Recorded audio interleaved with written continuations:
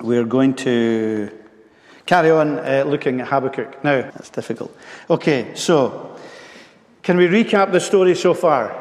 There was Habakkuk's first complaint. Can anyone tell me what the first complaint of Habakkuk was? Yes, there was a lot of evil and there was a lot of sin in God's people, in Judah. And he was saying, how long is this injustice going on? What are you going to do about it, God? God's first answer, I am doing something. And what was it he was doing?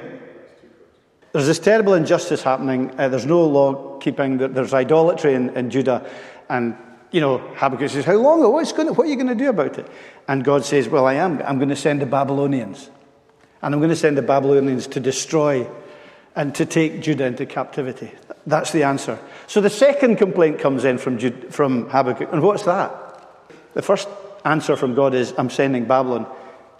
Habakkuk's second complaint is, Babylon? Surely not. You can't be using an evil nation like Babylon to work out justice and judgment on the people of God. So that was the second complaint. And then last week we looked at the first half of God's answer, which was really this recognition that Habakkuk had to be patient, and also that God was going to do something amazing.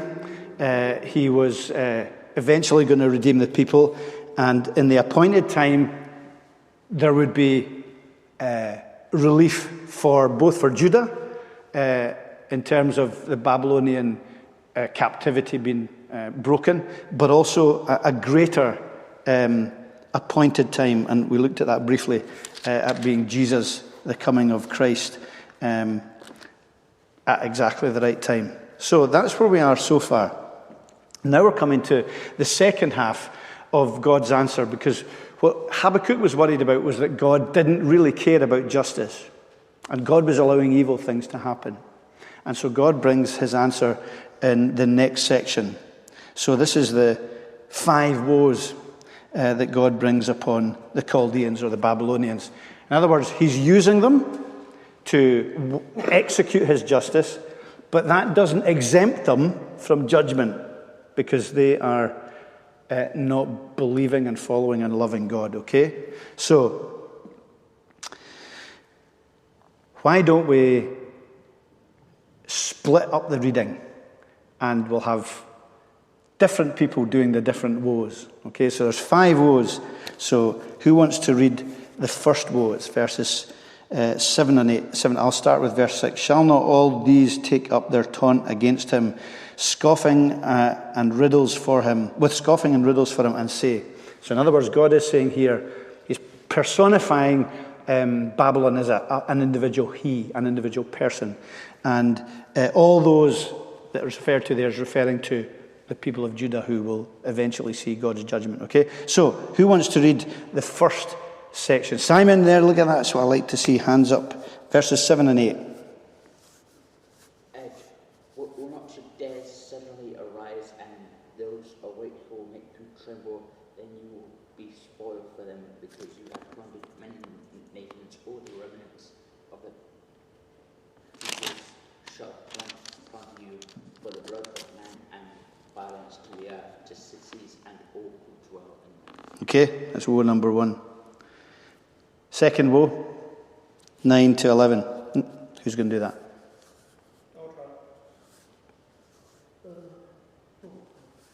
Woe to him who gets evil gain for his house, to set his nest on high, to be safe from the reach of harm. You have devised shame for your house by telling off many peoples. You have forfeited your life, for the stone will cry out from the wall, and the beam from the woodwork respond. Okay, third woe is verses 12 to 14. Brian, do you want to read that? Your hand was up, or Mary? Woe to him who does a crime with blood, and finds a city on iniquity. Behold, it is not from the Lord of hosts that peoples labor nearly for fire, and nations weary themselves for nothing. For the earth will be filled with the knowledge of the glory of the Lord, as the waters cover the sea. Okay. Fourth woe, Mary. That's 15 to 17. Woe to him who makes his neighbors drink, and pour out their wrath and make them drunk, in order mighty things of their nakedness. You will have your fill of shame instead of glory. Drink yourself and show your uncircumcision. The cup in the Lord's right hand will come round to you, and utter shame will come upon your glory. The violence done to Lebanon will overwhelm you, as will the destruction of the beasts that terrified them. For the blood of man and violence to the earth, to cities and all the dwelling. Okay, and the last woe, the fifth woe, is verses 18 to 20. What profit is an idol when its maker has shaped it a metal image, a teacher of lies? For its maker trusts in his own creation when he makes speechless idols. Woe to him who says to a wooden thing, awake, to a silent stone, arise. Can this teach? Behold, it is overlaid with gold and silver, and there is no breath in it at all. But the Lord is in his holy temple. Let all the earth keep silence before him. Thank you. So that's the second half of God's second answer to Habakkuk's second complaint. Okay?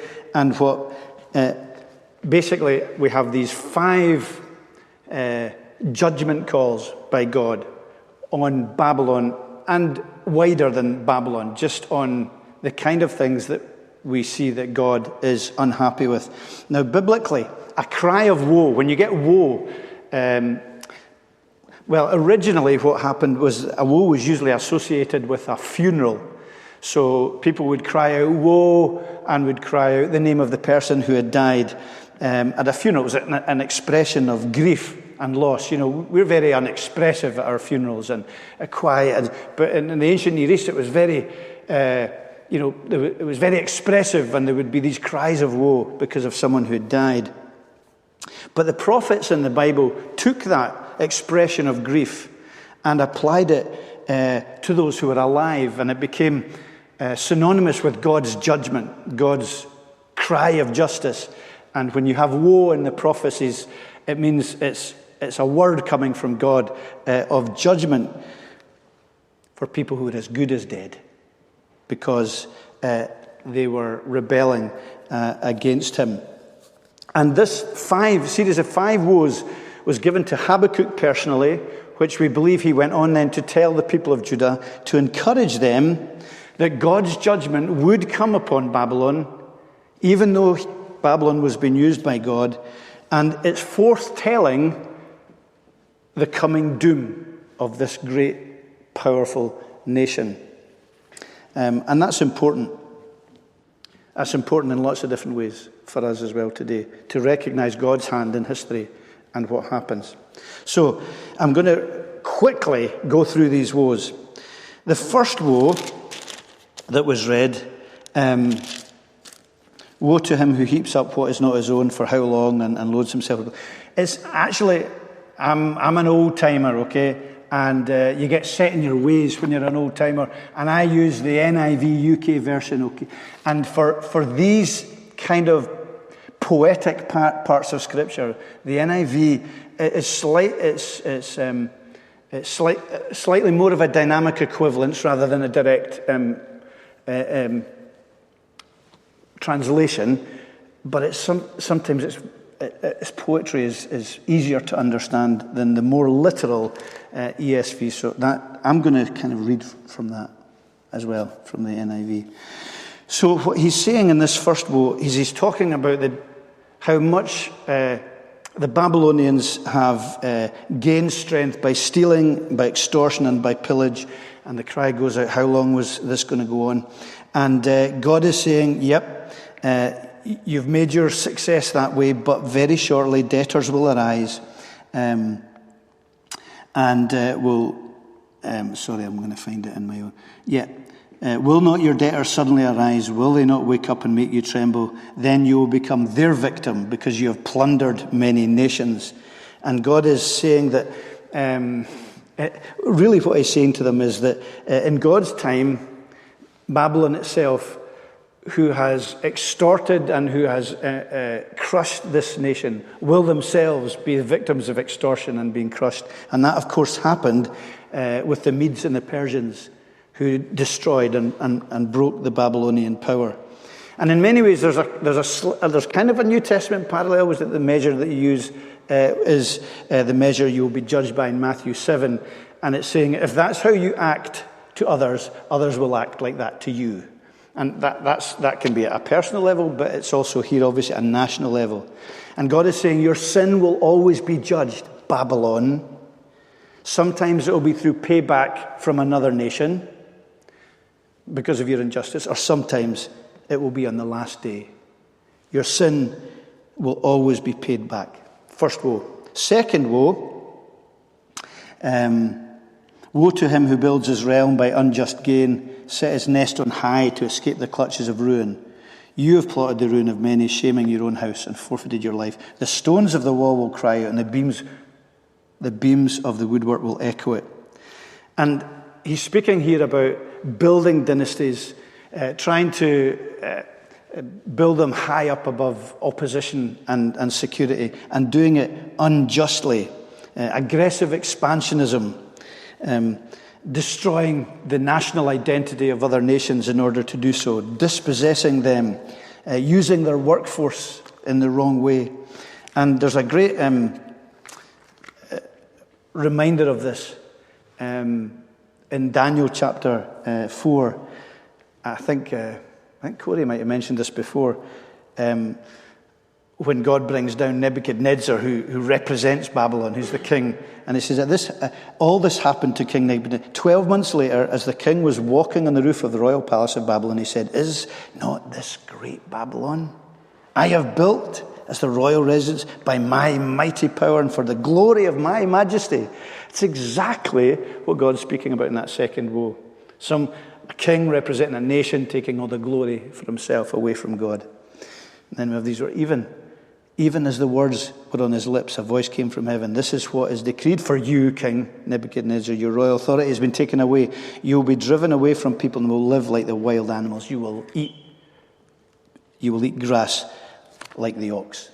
And the judgment of this woe comes upon Nebuchadnezzar and Babylon as a result. Okay, second one. Well, actually, just one more thing about this. Second woe. It's interesting that God says in that second woe, the stones of the wall will cry out and the beams of the woodwork will echo it. It's a really interesting little phrase there where God is saying, look, even creation, even the inanimate creation will testify against the injustice. They will be used as witnesses. And there's just that kind of whole reminder that God is constantly watching, even when we think nobody's looking. Even when we're only surrounded by inanimate objects, they will call out and cry out against injustice, against the living God. So it's a really sweet, kind of poetic word that we have there. So then we come to the third woe.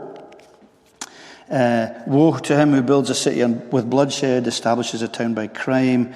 Has not the Lord Almighty determined that the people's labour is only fuel for the fire, that the nations exhaust themselves for nothing? And it seems to be that God is here condemning really the stripping back of nations of self-respect and of dignity by using them in forced labour and enslavement, debasing them, and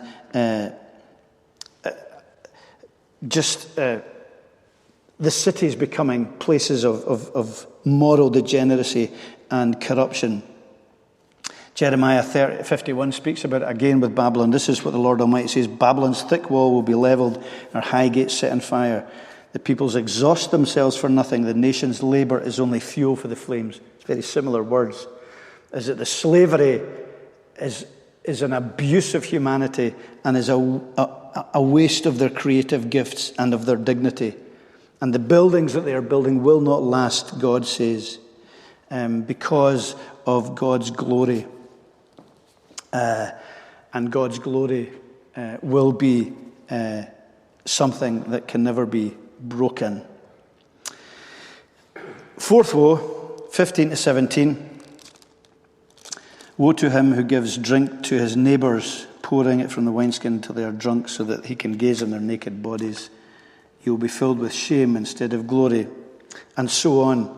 And again, it's this judgment on Babylon for stripping nations of their respect, taking advantage of them, debasing them. I don't think there's there's anything literal about this. I don't think the Babylonians gave free drink to the nation of Judah and to get them drunk and so on. But I think it's a picture of humiliation.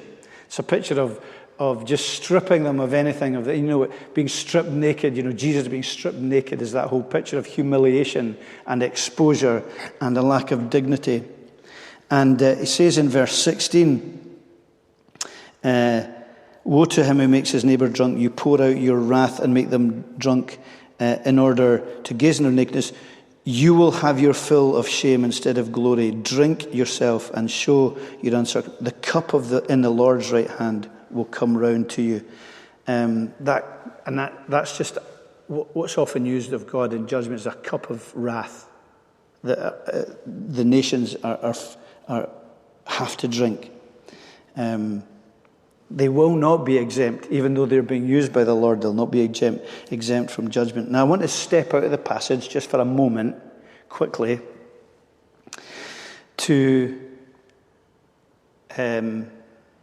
let you just dwell for a moment on this cup of wrath and the astonishing reality that God the Son drank that cup of wrath to its dregs.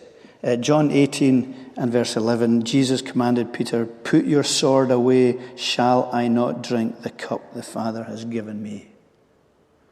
And so there's this parallel between the judgment that God places on all who are sinners and the nations and the Babylonians and the individuals, but also the cup that he takes upon himself, the person of Jesus, as he drinks that cup of judgment and that cup of wrath. The wrath due to me and due to you is poured out, is drunk by another. You don't drink the cup of God's wrath as a believer. Jesus drunk that cup of wrath to the full on our behalf. And there's this reality that without judgment, there can be no redemption for us.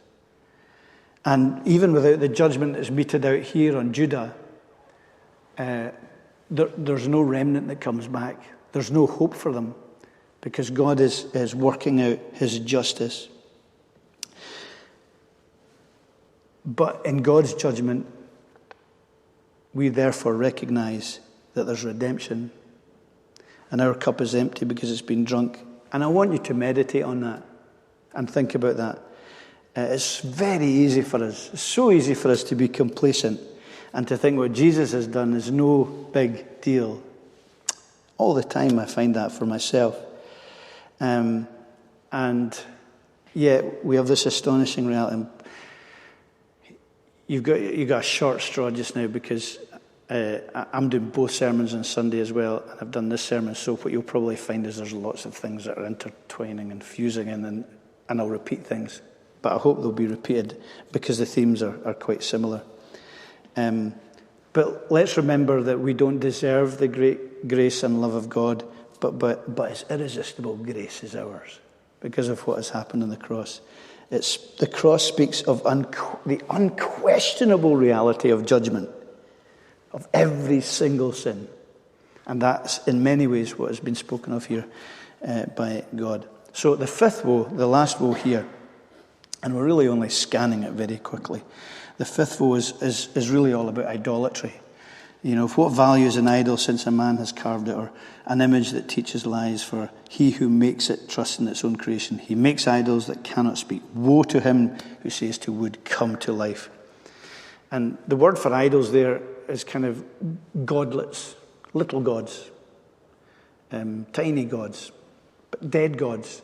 And it speaks of these gods here as those who cannot speak and who cannot bring guidance. And yet this is who the Babylonians were worshipping, and this is who the Babylonians would be judged over.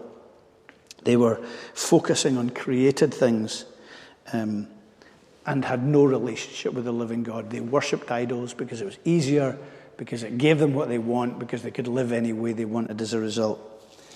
And I think the opposite for us as believers, and the opposite of what it should have been for Judah, was they had a relationship with the living God. And we have that through Jesus Christ. We have a God who guides us. So, that whole thing about guidance is so important, isn't it? that we have a God who is able to show us and lead us, and is not silent, but is one who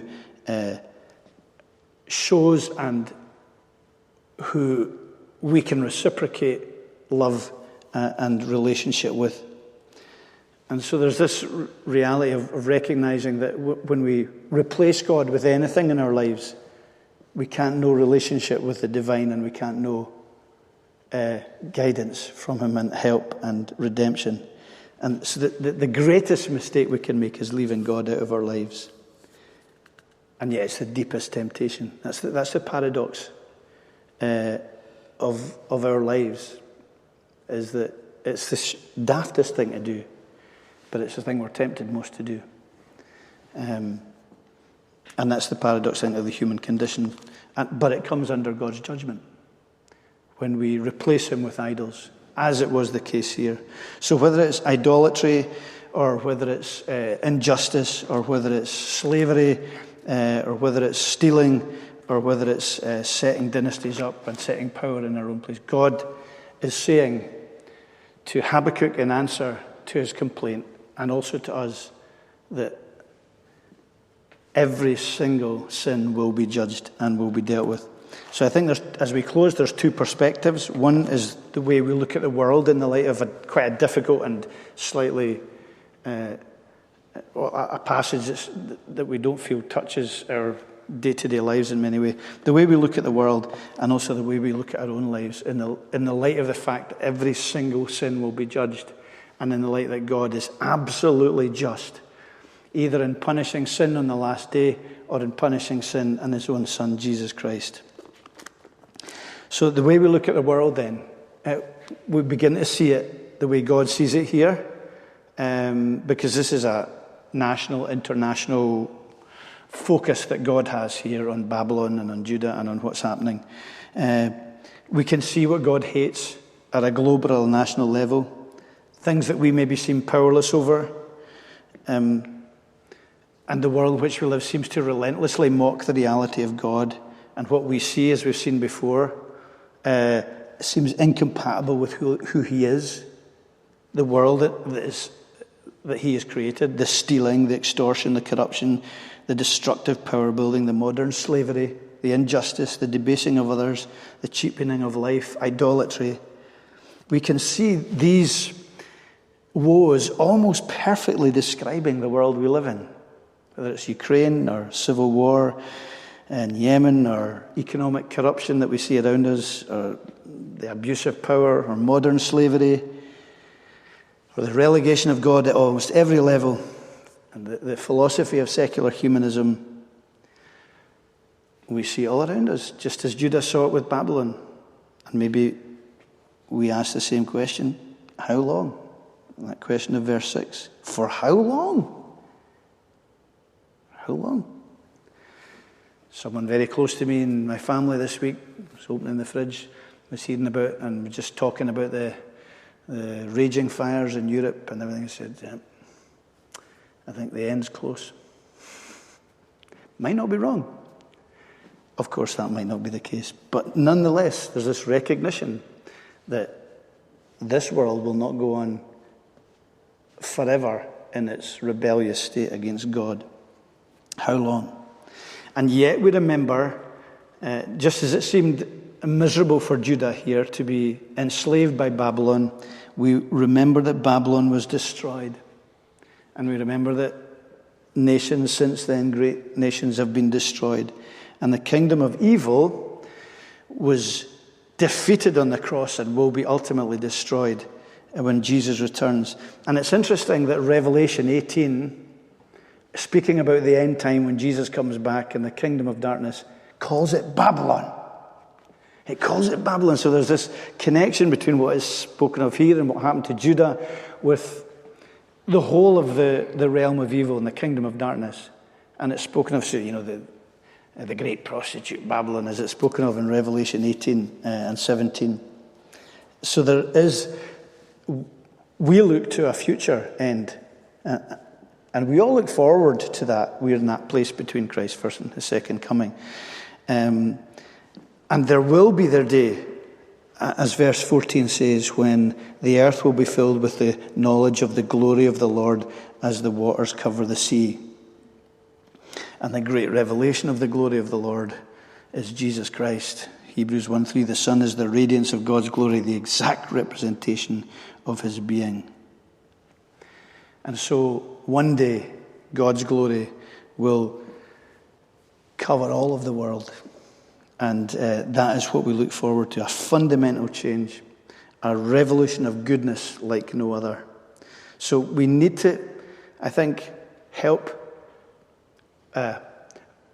we need to encourage ourselves by trying to look at the world in which we live in the same way as God was encouraging Habakkuk to look at the world he was in, recognizing there is evil, mystery, difficulty, bewilderment on our part, but to trust God and to say, I have a perfect plan. I know exactly what I'm doing. And we trust in him, maybe at a macro level. But also the way, secondly, the way we look at the world, also the way we look at our lives. So a passage like this, I think, and helps us pray, because we begin to know the kind of things to pray for. We need to pray for patience. We need to pray for a perspective, for humility, for a sense of forgiveness, and for the glory of God. So we pray in the light of a passage like this to the sovereign, great sovereign God. But also how we live, because 2 Peter 3, 11 and 12, speaking about the return of Jesus, and because he's coming back, how then should we live? So to holy and godly lives. So because Jesus is coming back, it matters that we don't cheat on our wives or our husbands. It matters that we don't steal. It matters that we're not bitter. It matters that we work on our own heart with the power of the Holy Spirit to be holy and godly exactly where God has placed us. Whether it's something like the banishment to Babylon that the people were placed in, or in our own very ordinary lives. We live with humility and hope that every single act of evil will be held to account, and it will be destroyed. And we will live in a new place where righteousness dwells, and we'll plant our feet on the ground of Edinburgh or of any other place where it will become righteous. So how we pray, how we live, and also how we share our faith. Just remembering that these meta-truths affect the way we witness. It's important that people know they're made in God's image, that they've broken that image is broken both by nature and by choice, and that there's only one way back for people. And it's important to do that, because otherwise people will just think your faith is just a personal thing that works for you. We need somehow to draw people into that place where they see that everyone is under this holy God who will bring every sin to account, either on the person of Jesus or in spiritual death on the individual. So that changes, I think, maybe sometimes how we share our faith. So, spun through that very quickly. It's a difficult passage. I would encourage you even to read it in an even more paraphrastic version of the Bible than the ESV. It sometimes helps, it makes it slightly easier. But also pray through it and pull out the gems of truth that are in each of these woes, and don't be discouraged. And I'm absolutely gutted that Corey gets to do the last chapter, because it's the best one, and it's Habakkuk's prayer.